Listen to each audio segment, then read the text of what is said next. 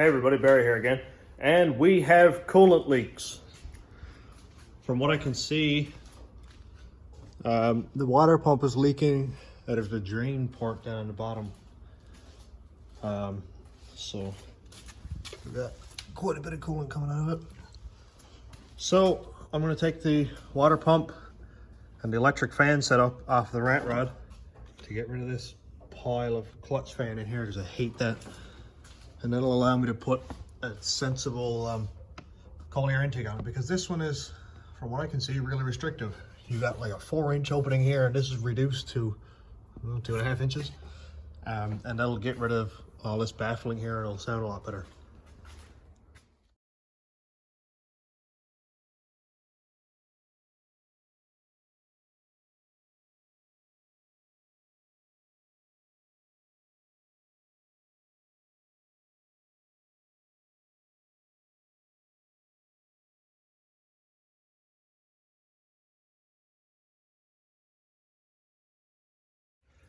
And we got quite the mess made on the floor.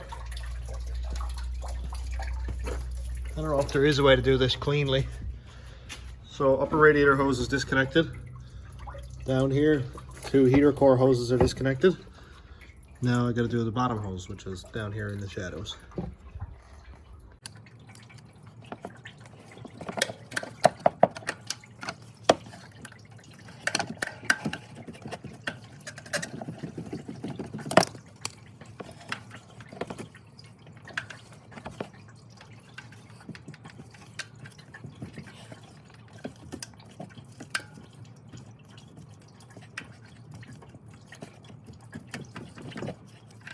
Alright, so that hose is released. Let's see what kind of mess we can make.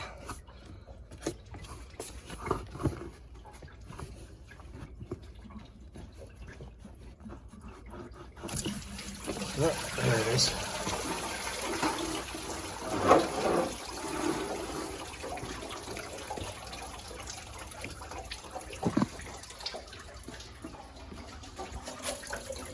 I didn't save very much, but some of it. Next I gotta take off the shroud, which looks like it's gonna be this plug here, one back here, and then a couple 10mm bolts to get the upper section off anyway. I'll deal with the lower section after. I thought these plugs were gonna be the 2-part lock type, but they're pretty easy. With this tool, just kind of hook it in underneath, pry up on it, and they come right out.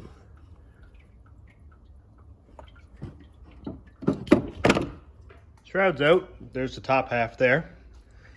And we gotta let the belt go.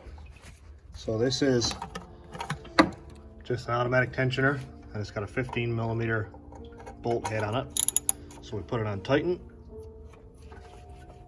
And this one's pretty much maxed out. I'm not sure why. I'm gonna take the tensioner off the rat rod too for that. Not sure why the tensioner was maxed out, but I feel like somebody might have put a new belt on it and bought one that was probably 1 inch too short, because it's got lots of swing. But it does have a bad spot. You can kind of hear it there. So I'll be changing the tensioner from the rat rod too.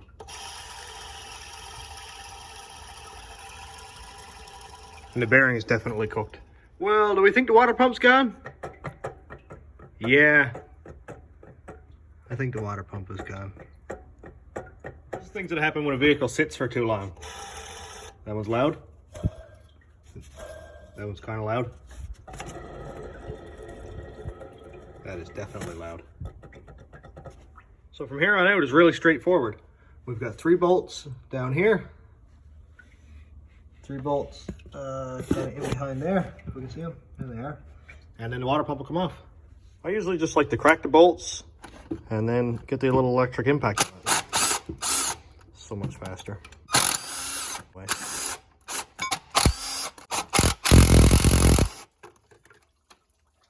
And here's our water pump with more coolant spraying everywhere. All right, so everything is taken out. The bottom rad shroud or fan shroud is gone. Water pump's out. So now I gotta go haul the water pump and the electric fan set up off the rat rod, and then wire into the PCM for the fan triggers. Also, I got a 160-degree thermostat in the rat rod, so I'll be putting this in, or putting it in this, and that'll make it run 40 or so degrees cooler. So that's always a bonus. All right, so we have the parts we need lined up. Water pump with the new thermostat in it, gaskets, a couple of brackets, relay, pigtail and harness for the fans, and then the electric fan setup. I don't think this fan setup was just going to bolt right in because it's out of a different year truck, and it was out of like a Silverado, not the Cadillac, so I don't know if that's different or not. But I'll make up a couple brackets if I have to. It's not a big deal.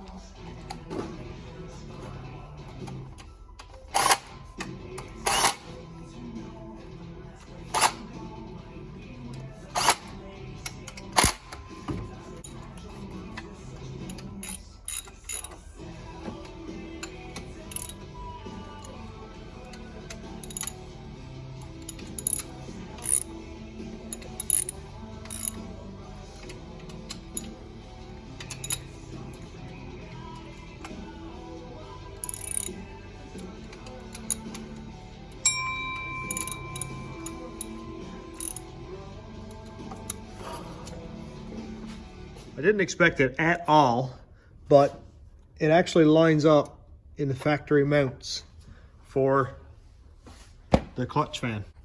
The tabs down here actually hook into the factory location, and then the mounting holes line up. So I don't actually have to fabricate anything. All I have to do is wire up the relay and the trigger and hook up the hoses, and we're done. That is really exciting. All right, on our handy dandy pinout diagram, we have not used. Add pin here for fan 1 relay control. And it's number 42 on the blue connector. So, gonna hold PCM out, de-pin it, and I'll add a wire in for the relay control. It provides a negative or ground for the relay. So we'll just have to wire it a little bit backwards, and I'll probably splice into the fuse block here for power to the fans. And I'll probably go to another fuse here for the power side of the trigger for the relay. Do this one-handed. Let's see if I got a right side socket first. Okay, so it's a 7mm socket. We can see that here it says blue, so we'll just undo that there. One bolt or one plug-in.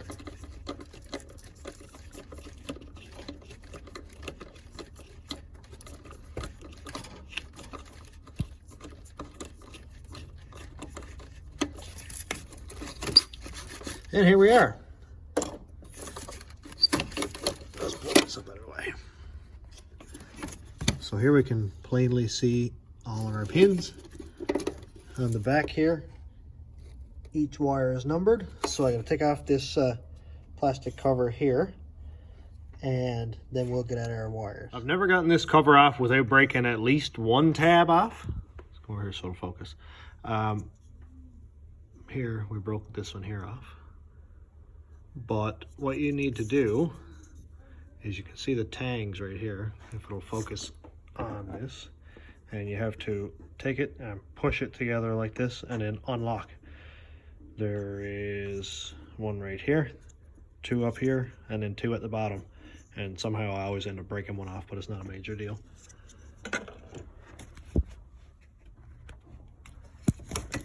Now we can see all of our wires. It's difficult to see, and we might be able to see it here. So 42 is this open space right here where there's no wire. And from the factory, any wire that isn't inputted or inserted into this harness has a plug in it, that yellow plug there.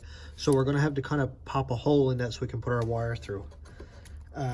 Also, this blue connector piece has to come off, and there's a tab, a white tab right here that we have to compress, and a white tab right next to the bolt there. Is kind of wants to focus on. Here we go. So we're going to decompress those two tabs and then pull the blue connector completely off.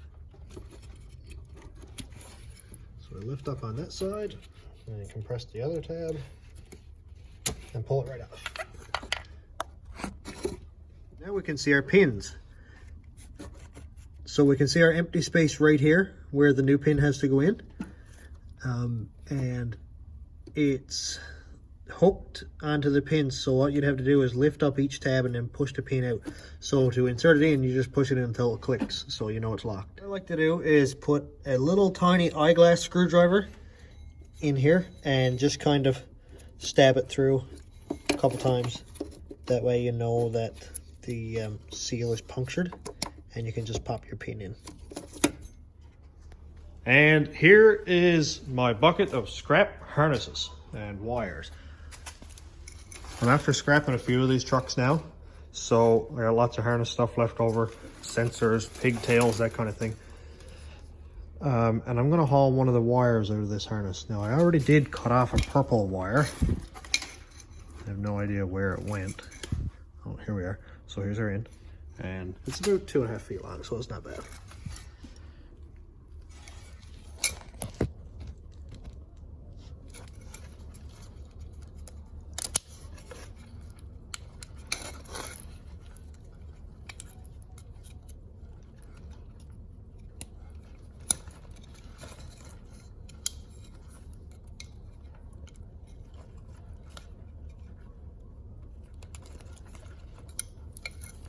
This can be a pain to get out sometimes. There we go. And our purple wire is over here somewhere.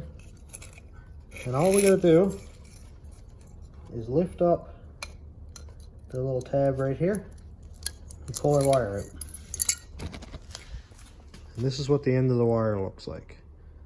Just a round open terminal with a spot for the lock to sit. What we need to do now is just insert the new wire into the harness connector. It's going to be kind of weird to do one-handed. Alright, I couldn't do it one-handed, so I went ahead and did it. Just went in until the new pin, which is right here, locked into place. And now we have our relay trigger. Of course, I'm going to have to go into HP Tuners and activate the electric fan setup on it and just set the temperature it's going to run to. I'm going to set it to 180 on, no, sorry, 185 on and then 180 off, and it'll automatically turn the fans on and off at the temperature. The reason I'm going so low with the temperature is because we have the cooler thermostat in it at 160. And 180 is where I ran the rat rod at 15 pounds. Daily driver, and I never had an issue with it, so that'll work fine. PCM is put back together, all plugged in, and here's our wire. So here I have a diagram of a relay, just a 4-pin regular automotive relay. And what we need to hook up to the ground wire, which is our purple wire down here, would be the blue. This is what supplies the ground to the relay. So this one will go to our purple wire at the PCM.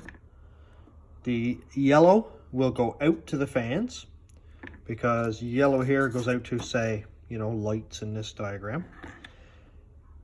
Green is a switched power. Normally this is if you have a switch on your power side, but right now our switch is on the ground side, so we'll run green directly to the battery, which is going to be run right here. You can see it says battery positive. That is a battery cable coming directly from the battery to the starter over to here and then up to the alternator. So we'll use that. If I can get this open. Yeah, here we go. There's a stud, sorry, right there. This stud here will be perfect. It'll supply lots of power. And the red here we'll also put to the same stud, but I'll put a fusible link in line, so if there's any issues with shorting or grounding out, it'll blow the fuse. So here are the two power wires, red and green, to the relay. And I figured if they're both coming from the same source, I might as well have a fuse on both wires. So I'm just going to tie both together, solder them, heat shrink, and hook them up to the main power source.